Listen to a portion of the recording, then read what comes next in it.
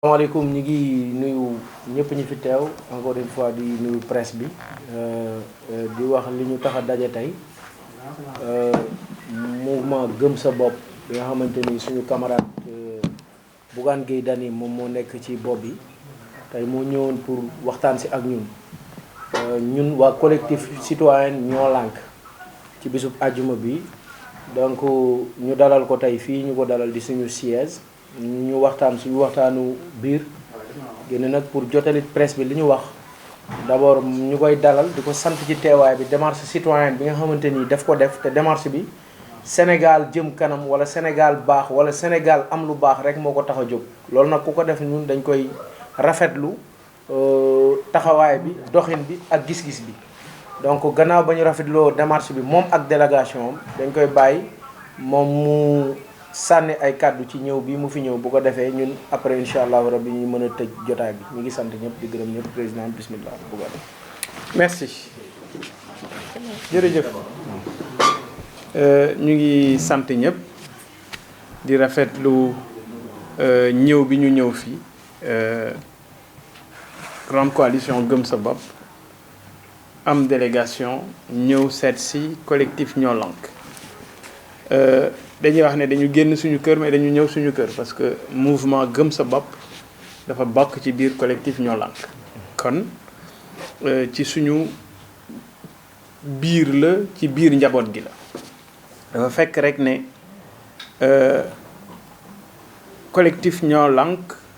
diversité la ku nekk ci ñoo xam ne dañuy jóg di xeex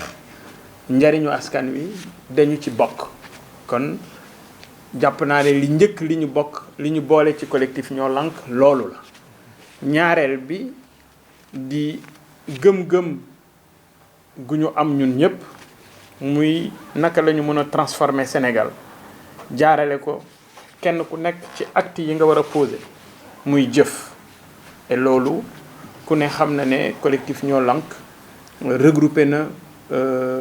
diverses organisations citoyennes yoo xam ne combat yi ñu mené depuis un bon bout de temps yaakaar naa ne jaratul ñu fi nekk sax di ko énumérer jaratul ñu fi nekk di ko wax parce que bari na combat yoo xam ne jubluwuñ ci lu dul defar réew mi te collectif ñoo lànk chaque fois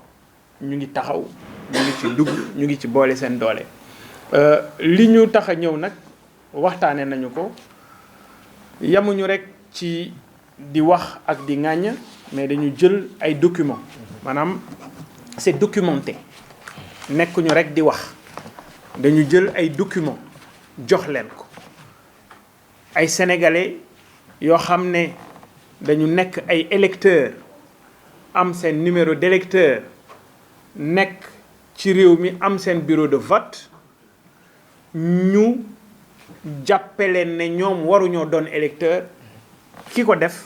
di direction générale des élections à travers li nga xam ne mooy la vérification des parrainages ñu gis ne musiba la d'abord ci ñi mu dal mais musiba la sur le citoyen sénégalais parce que kenn ku nekk am nga sañ-sañu ëllëg ne man dama bëgg a bokk ci ñiy taxawal wala ñuy waxal réew mi tey collectif ñoo lànk soxlawul voter pour ñëw bokk ci ñun bi ñu gisee doxalin bi ngeen di dox gis li ngeen di xeex ci réew mi ñun ñoo jël suñu initiative mouvement gëm sa bopp ñëw bokk ci biir collectif ñoo lànk alors kon duñu wax ne tey jii rek la waaye dafa fekk ne bu fekkee ne dañuy wër réew mi ngir wax taxan feete wet gi administration Sénégal di def gi direction générale des élections def dafa jaadu bu ñu demee ci yeneen organisation yi ñu ñëw nag fii ci collectif ñoo lànk parce que ñun fii la ñu bokk c'est important li ñu wax dañu ko documenter comme ni ma ko waxee ay non électeurs fictifs parce que c'est des faux non électeurs jox nañ leen documents yi jox leen pièce d'identité yi wane ne ñi ñu génne ci suñuy parrainage ne du ñu ay électeurs njublang la waxi nas sa xandang la loo xam ne teguñu ko ci lenn ñu ñëw nag kalaame ko waaye di fàttali rek ne kalaame gi njëkk gi mooy bi ñu def fa mbaxane doone benn mooy ca conseil constitutionnel jox nañu leen également procès verbal dépôt bi nga xam ne def nañu ko conseil constitutionnel ak document yi ñu leen jox yëpp parce que li may wax rek boo seqee ak ay njublang looy def day leer moo tax lépp lu ñu wax ak conseil constitutionnel dañu ko documenté seet ay firnde yu leer wut pièce d'identité yi génne ko jox leen ko Mountakha bi xam nga ne maak moom soriantoo wuñu xëy na ay 1m60 lay def nga xool pièce d'identité am ñu bind ci 1m60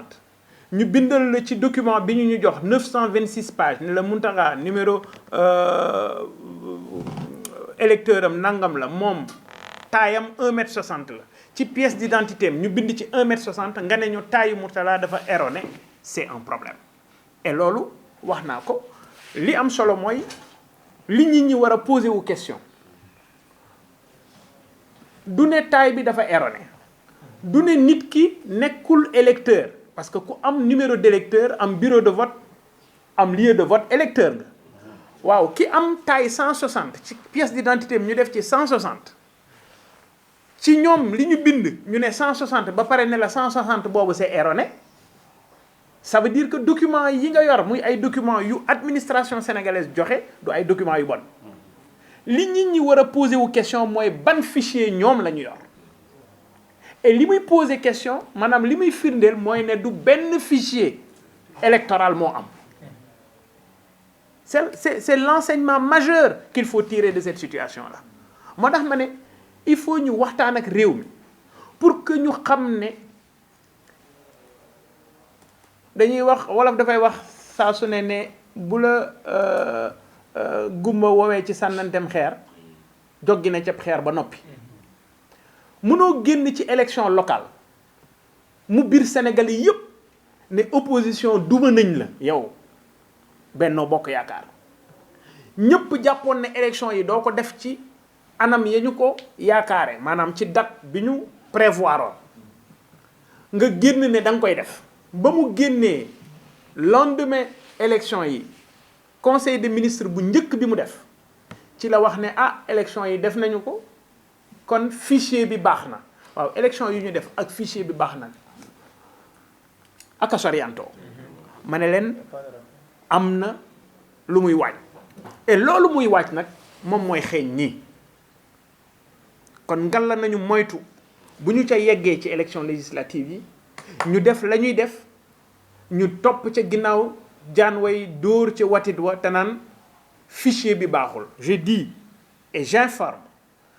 qu'il faut être regardant sur le fichier électoral parce que ma conviction mooy sénégalais yii ñu wax ne duñu ay électeurs et ñun ci suñu fichier ci suñu liste parrainage on a 19 600 sénégalais yu ñu ne duñu ay électeurs te gis na wax naa la nee naa la au pif on a pris ça par exemple là c'est une liste de 142 sénégalais ces 142 sénégalais yi ñu jël nii numéro électeur la ñu am bureau de vote am lieu de vote nga gis dañ la defal lieu de vote yi defal la yegg ba ci defal la seeni bureau de vote kon nga xam ne ñii ay électeurs lañu waaw mais lan mooy problème bi ba ñii base de données bi ñu doon attaqué ci vérification bi base de données boobu jëlul ñii en considération c'est ça la grande question kon yéen da ngeen di xeexal sénégalais yi tey xeex bi du xeexu coalition Gëm Sa Bopp xeexu sénégalais yii yëpp la parce que sénégalais yi tey dañu leen yéen du ngeen ay électeurs alors que ñoom c'est des citoyens sénégalais ñu jouir seen droit civique war a mën a voter normalement alors acte yi nga xam ne administration bu Sénégal posé na ko à travers la DGE muy acte yoo xam ne acte yu posé problème ñun ñëpp la kon li am solo mooy ce combat amorcé c'est le combat de tous les Sénégalais c'est le combat de tous ceux qui sont épris de paix et de justice parce que li ñu bëgg mooy réew mi ni ñu ko joxe Macky Sall muy réew mu ne ñum moom Macky Sall mu góorgóorlu ngalawaay buy dem mu bàyyi fi réew mu ne ñum parce que nag réew moo xam ne doo ko fi waxe ak doo ko fi defee yaakaar naa ne bari na réew yu mu indi ay jafe-jafe te yéen ci collectif bi da ngeen am rôle d'alerte parrainage yéen ci njëkk sonn parce que parrainage yéen lañ ci njëkk duma yéen lañ ci njëkk sonal yéen lañ ci njëkk déporté yéen lañ ci njëkk torturé booba ñun wax nañu ci lañ ciy wax mais le dernier mot moom moo ko yor moom mi nga xam ne mooy président Macky Sall dafa wax ne moom mooy président de l'Union africaine donc il doit montrer le bon exemple parce que CEDEAO mënta jël décision moom Macky Sall mu lànk ne du ko jëfe mais comme li may wax rek yàlla day lijjanti ay mbiram dañu doon xëccoo ne dañuy dajale 2 millions de parrains au Sénégal tey ku nekk gis na ne benn parrain moo leen posé problème xanaa kon nga xam ne yàlla bokk ci yow mii wut dajale 2 millions di déclarer diw jox na ma 500 000 parrains diw jox na ma 200 000 parrains yàlla lonk la gàllankooru benn parrain mu nekk sa problème tey et loolu bokk na ci recours yi ñu déposé au niveau du Conseil constitutionnel parce qu'on a dit que le Conseil na bàyyi xel parce que sénégalais yi ñu ngi koy xool sénégalais yi ñu ngi koy bàyyi xel ni mu jëlee woon décision contre Malick Gakou et ci biir décision bi mu dellu si 2 fois pour wax ne Malick Gakou li mu déposé dafa ëpp moo tax mu nu koy xeeti recours am irrecevable foofu la ñu tollaat tey jii ak Benno Bokk Yaakaar kon li nga xam ne moom moo am ñu ngi interpeller Sénégalais yépp pour ñu xam ne que ce pays réewu droit la réewu yoon la réew mu ñu bokk la ñun ñëpp te kenn ku nekk da nga ci war a bay sawaar gëm sa bopp ci biir waxtaan wi wax naa la ko nee naa la mënuñu dem élection locale am 22 000 voix ñuy am problème mu parrainage xel nangu ko gis naa coalition yu jàll yoo xam ne 50 ñaata mille 55 000 ñoom ci seen bopp 50 amuñu 55 000 nit ñu leen wote ci élection locale yi ñu weesu man gis naa ci ñaar ba ci ñetti coalition yoo xam ne amuñu 55 000 voix ci élection yii ñu weesu et pourtant ñoom jàll nañ donc ça pousse à réfléchir ça veut dire tout simplement li ñuy wax filtre du filtre dañuy wax parrainage filtre la non parrainage du filtre bouchon la heure bu la neex nga koy bomb heure bu la neex nga desserrer ko ku la neex jàll ku la neex du jàll loolu je crois que yéen ci xeex boobu ngeen mus a nekk ñu ngi leen ci sensibiliser davantage te di leen wax ne ñun ci biir collectif bi la ñu bokk kon lépp lu ngeen taxawal ñu ngi ci ak yéen ñu ngi ci ànd ak yéen on est un mouvement citoyen même si aujourd'hui on se bat dans le landerneau politique parce que ñoom politiciens yi ñoo tëral seen ay règles yoo xam ne pour nga xëccoog ñoom lang wa ñu nekk faw nga jaar ci yoon wa ñu nekk kon mais du teggi dara ci suñu engagement citoyen ngir mun a taxaw sàkku Sénégal bu bees Sénégal boo xam ne ay liggéeykat ñoo koy soppar ñi transformer ko pour le bonheur de la jeunesse pour fexe ba li nga xam ne moom la ñu am ñun ñëpp muy déception ci yaakaar bi ñu digoon déception boobu ñu mën ko saafaral suñu bopp. Je remercie tout le collectif Ñoo Lank, tous les membres ici présents et en l'occurrence Monsieur le Président. Bon d'abord ñi ngi rafetlu kàddu yu Bougane di dellu di santaat rek sa démarche citoyenne bi nga xamante ni moom nga jël Sénégal tax la koo def ñun nag d'abord suñu kàddu man maa ngi tudd Mourtala Seck doon le coordonnateur du collectif Ñoo Lank je pense que lii lépp li ko waral mooy ñi war a booloo pour xeexal askan wi dañoo tasoon te tas boobu dem nañ ba nit ñi di gis ni tasoon nañ parce que ku wéet pour duma la rey la day yomb léegi nag ñëpp xamandoo nañ ni kat booloo mooy doole. alhamdulilah ba am ñu ko xam ba jug di ko dox loolu démarche patriotique la. moo tax may remercier encore une fois Bougane ci démarche bii moom nga xam ne moom nga def. fii yëg am na ay combats yoo xam ne ci biir Sénégal du ma dakk di ko wax sénégalais yi ñoom ñooy première puissance du peuple. sénégalais peuple bi ñoom ñooy premier président du Sénégal peuple boobu ay jafe-jafeem au fond fii yëg force vive yi ñuy wax wala ñi ñuy wax ni tuddee ni ñoom ñooy xeexal askan wi. booloowuñ ngir xeex ko sans aucun intérêt booba yeggaguñ ci Sénégal bi ñu bëgg réellement loolu amagul encore une fois il faut ñu booloo ci yenn sujets yi nga xamante ni intérêt national la bu ñu paree nag ku ne ju sooy dem doxi say yëf nga dem doxi ko mais am na loo xamante ni fii ak booloowuñ ci du jàll te sénégalais yi ñoom ñoo ci souffrir kon booloo boobu tey gis nañ niñ ko fi souligner et puis lu ñu rafetlu la ma ñëw ci collectif ñoo lànk moom dafa ubbeeku ci ñëpp toogalu fi kenn nekkalu fi kenn askan bi la fi nekkal foo bokk foo mënti jóge ak noo mënti mel ci collectif bi nga bokk boo ñëwee pour gis ñu dañu lay ubbil suñu ay buntu ngir wax ak yow rawatina nag ki nga xamante ni moom dafa adhéré bokk ci biir collectif bi donc foofu laay jàllee pour wax ni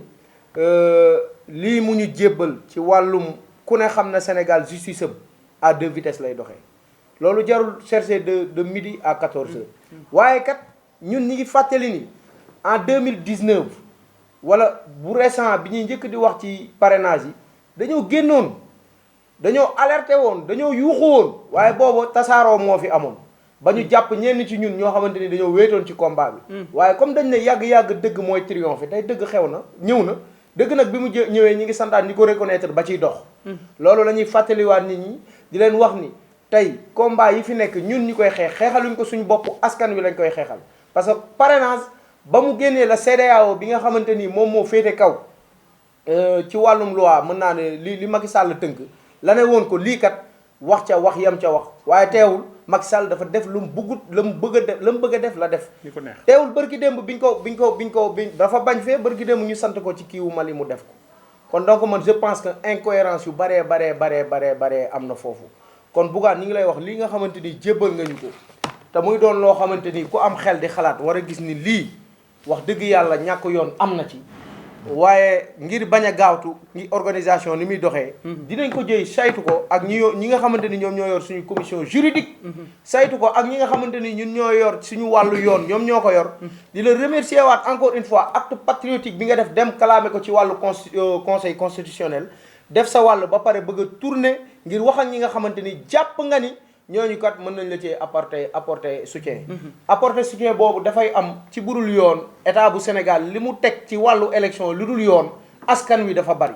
parce que fii ngay gis sénégalais boo xamante ni dafa yor carte électeur am dem ci bureau de vote am di voter ñu ne ko fii sa tour nekku fi leneen na ci topp mais fichier électoral bi ñun collectif ñoo lànk dañoo gëm ni dafa war a public ba sénégalais bu ci ne boo duggee war nga ko mën a génne xool sa tour fi mu nekk lan moo tax ba tey état bu Sénégal munul def loolu loolu nag encore une fois ay alerte la yoo xamante ni ci biir waxtaan bi ñu ngi ciy wax ak état bu Sénégal encore di ñëwaat ci injustice bi nga xamante ni bari na te gis nañ ko ci élection bi ñun ñi ngi toog di déglu waaye li nga xam ni Bougane jébbal nañu ko te ñu déjà ñu gis ni ñàkk yoon mu ngi ci ñi ngi dalal xelam di la wax ni injustice fu mu mënti jóge ak ñàkk dëgg ñoo lànk na loolu di ko lànk le képp ku koy lànk pour tënk nag ñi ngi santaan ñëpp pour ne pas être long ñi ngi santaan ñëpp di gërëm seen démarche bi di wax nag l'union fait la force képp ku ne Sénégal tey wuyoo Sénégal ngay coalition ngay mouvement ngay société civile fii ak taxawuñu xeexal askan wi la ñuy xeex du jàll mais fii ak ñi ngi tas nguur gi di def li mu bëgg a def ñi ngi sant ñëpp di gërëm ñëpp wasalaamaaleykum juste rassurer la rek rassurer la pour de la wax ne ci logique boobu la ñu nekk j'en ai parlé hier avec Guy Marius Sagna wax naa ne leen il faut une plateforme de lutte commune gis nga waxi parrainage bi damay trahir un secret et pour dire que ñoom ñi ci langue politique bi politiciens yi dañu bari lu ñuy xel ñaar gis nga parrainage ñun gëm sa bopp bokk nañu ci ñi ko njëkk commencé ŋàññ ci élection yi ñu jëm mais bu ngeen seetloo ni ngeen ko waxee ñun nii noonu lañ ci wéete woon j'ai pris mon téléphone pour appeler de grands leaders yu nekk fii ma ne leen bu ngeen jógul ñu xeex ko danañ ko utiliser pour dal ci kaw ay dit mais c'est du genre oui on va y réfléchir danañ xool nuñ ci waxtaanee et cetera et cetera et malheureusement tey dal na ci ñun suñu kaw mais ëllëg mun na dal ci kaw keneen la preuve kan moo la mën a wax ne un parti historique comme le PDS nga xam ne wàllu boo koy wax PDS moo tax ñuy wax ñu ne la wàllu dañ koy yóbbu deuxième tour et kenn waxul dara c'est un précédent extrêmement dangereux ça veut dire demain ak appareil bi ñooñu am ñu ne leen da ngeen di dem deuxième tour mais bu ëllëgee mën nañu wax keneen ku jàpp ne yow da ngaa am doole ne ko yow it jàlluloo wala da nga lajj et bu boobaa doo ci mun dara xam nga lu tax doo ci mun dara mooy li ma la wax wan léegi nii DAF mooy joxe carte d'identité DAF boobu tey mooy liggéey ak direction générale des élections ñu jël fichier électoral bi dugal ko ci biir logiciel paramétrer logiciel bi dugal sa carte d'identité ne ko ndax électeur nga logiciel boobu ne la yow mii doo électeur alors que nga yor sa carte électeur yor sa numéro d'électeur et cetera et cetera alors c'est pourquoi j'interpelle les Sénégalais gis nga képp ku ci toog sa kër jàpp ne yëf bi yow bokkuloo ci bu ëllëgee dana am leneen lu la laal te li lay laal mu ngi tàmbalee ci nga bëgg a fajal sa bopp mënuloo ko toog ci roq bi boo soxlaa onde ñaan ko boo soxlaa tuutaw ñaan ko boo soxlaa taw ñaan ko dara waralu ko lu mooy une administration qui est à la solde des politiciens xam nga lu tax man su ma wax du neex surtout ci ñun gëm sa bopp parce que damay wax tout le temps ne ñi ci langue politique bi ak Macky Sall mi ñuy xeex ñoom ñi ci bari ñoom ñoo yam pourquoi parce que c'est des gens qui ne font que de la politique yow ni ngay jaamoo yàlla ci xeex bii ngay def am na ñoo xam ne noonu rek la ñuy dundee ci politique 1960 nag ba léegi tey boo waxee politicien ñu ne la politicien sàcc la ñun ñii ñëpp d'accord nañ ne politiciens yi ci kaw ay tojamaan lañ mais ku ne xam na ne politicien du yor xaalis ñan ñooy yore xaalis mais c'est les hauts fonctionnaires de l'État ces hauts fonctionnaires de l'État ñoom ñooy yore xaalis tey Sénégal fonctionnaires yu nekk milliardaire lañ ñun ñëpp nangu nañu ay fonctionnaires ci biir réew mi ñu nekk milliardaire mais moo tax yow booy bi tey liggéey bi nga bëggoon mënoo ko am tey moo tax yow booy bi tekki bi nga bëggoon tekki mënul nekk pourquoi parce que am na ñoo xam ne dañoo hypothéquer yow sa life kon moo tax bi ma gisee ci biir ñoo lànk ay jeunes de moins de 20 ans je me suis dit voilà la démarche qu'il faut il faut que nit ñi xam ne politique ñi ko bonal mooy ñi bëggul yéen ngeen dugg ci dafay mel ni temps wu booy rek boo demee école yor pain chocolat wala pain beurre boo bañee gars yi ñaan la da nga ciy tufli boo ci tuflee yow dong yaa koy copp et ñoom noonu la ñuy def dañuy fexe ba politique bi ñu bonal ko ba tey Mourtala mii danaan man du ma politique du ma dugg ci politique et ñoom ils vont continuer à être dans les stations de décision c'est pourquoi élection yi ñu jëm mu am importance parce que ce qui est clair c'est que Assemblée nationale dinañu changer configuration bi dinañu changer doxalin bi ak ñi nga xam ne dañ fay nekk di def naka su dul noonu donc c'est le lieu de vous remercier pour accueil chaleureux bi nga xam ne defal ngeen ñu ko. non je peux terminer ci benn. allez-y moom ma fàttali d'abord comme ci li Bougane wax ni plateforme bi mu bëgg a wax ni. que ñu booloo xool xeexal acte citoyen yi nga xamante ni moo ne ci réew mi. dañuy joxe position ñoo laan ko aussi ci wàllu élection yi. par ma rappeler que ni. bokk nañ ci mouvement citoyen yi nga xamante ni bëri na ñoo xam ne seet si woon nañu pour élection yi. mais ñun dañoo gëm ni ñun. pour l'instant. bu ñu doon dem bay dem sax ci liste société civile la ñuy demee. beneen bi ci topp. bu ñu ko mënta am ñu neutre parce que kat booy àtte day fekk yow nga set wala nga neutre. tout à fait te ñuy fàttali tamit politiciens yi wala ñi war a dem assemblée nationale. depuis 1960 da ngay dem assemblée nationale waxoon naa ko sànq askan yóbbu la fa mais bu voté jotee li la sa parti wax ngay voté. loolu incha allah ci fan yi di ñëw collectif Ñoo Lank dina am taxawaay boo xamante ni dina ko ci def incha allahu rabbi di wax ñun nous sommes neutres ci élection yi bokkuñu ci benn liste dugguñu ci benn liste. waaye nag am nañu droit stabilité suñu dëkk moom benn côté pouvoir wala opposition. amul pour yàq stabilité dëkk bi kon nag. attekat yi. ñun ñi dañ mën nañoo tuddee suñu bopp àttekat gannaaw bañ bokkulee ci renoncer ci loolu lépp. leneen li ci topp ñuy faire appel comme ni mu ko waxee ci wàllu élection yi waaye dañuy jàll aussi laal leneen loo xamante ni dañ ci gën a bàyyiloo xel sénégalais yi. dund bi cher na. dund bi surtout dëgg la élection ñun d'accord nañ ko te pare nañ ko parce que dañ ko dox ba fii. mais dañuy fàttali ni sénégalais yi ñu ngi souffrir ci dund bi. presque 20 litres diwlin tey mi ngi yegg presque ba 30 000 ceeb cher na courant bii nga xamante moo tax a judd Ñoo Lank temps yi ku ne gis na coupure yu métti yi nga xamante ni mi ngi am ci dëkk bi. ku ne gis le directeur du politique. te directeur u Sénélec bi merci Fallou te directeur u Sénélec bi nga xamante ni moom mooy directeur u Sénélec bu sénégalais yi di nekk ci tàngaay ci métti moom ma ngay dem di politique yi. comme insécurité le ministre de l'intérieur élection bi la tal ba tax rey yi ñi ngi ci mbedd mi ñi ngi reyante te moom moo yor suñu sécurité. question citoyenne yooyu aussi tamit dinañ ci ñëwaat di gën a bàyyiloo xel ñi nga xamante ni dañoo jóg pour wax waxu askan wi ñi ngi santaat ñëpp buggaan nen 100 francs di gën a baat ñëpp beneen bi ma jàll rek xam naa ni pour suñu camarade Cheikh Omar Diagne moom tey sans plus tarder il faut que ñu def appel ci marche bi ñu koy defal suba ngir dañoo gëm ni injustice bi ngeen di wax ni Macky Sall dafa séquestré Cheikh Omar Diagne. absolument Macky Sall ñi mu war a jàpp tey boo xoolee ku mel ni Madiambal Diagne mi ngi ci dëkk bi di doxi te dañ ko condamné Gabriel Kane mi ngi ci dëkk bi di doxi te dañ ko condamné mais diffamation lu tax Cheikh Omar Diagne ba tey moom taxawloo guñ ko ba pare téye ko looloy wane ni arrangé wul état bu Sénégal te li ko dal nag tey mën naa dal keneen ëllëg moo tax ñi ngi woo sénégalais yi suba ak jàmm incha allahu rabbi ñi ngi taxaw pour woote pour ñu bàyyi Cheikh Omar Diagne ci séquestré bi nga xamante ni état bu Sénégal daf ko séquestré te Gana Gueye jox na ko dëgg ci loolu ñi ngi santaan ñëpp di gërëm ñëpp wa salaam